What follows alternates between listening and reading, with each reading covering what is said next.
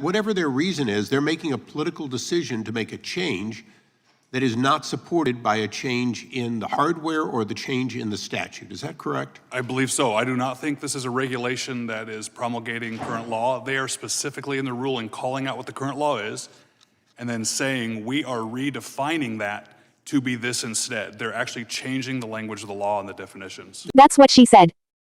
At risk equals common definition, a child that has high percentage of being harmed in the future.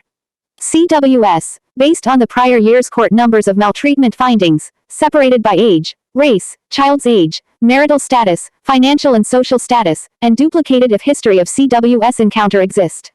LA supervisor definition was at risk of being poor. Best interest equals common definition equals the child's best future well-being. CWS equals the calculated risk number with time spent with child plus completed services and continued services, regardless of relevancy of those services.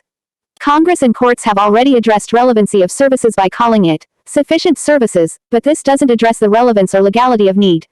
In need of intervention equals common definition equals a family that, without intervention of a social worker, will have ill effect. CWS equals a family that should be under supervision of CWS, for reasons of risk value. Safety equals common definition, no likelihood of harm. CWS, discretionary conclusion of social workers' interpretation of cooperation from a parent's participation in recommended services.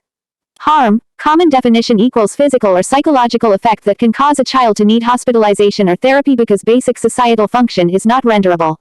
CWS, a situation a parent causes for combative interaction with a social worker or officer, therefore harming the unity of a family. Reunification, common definition, reunite physically as before. CWS, services,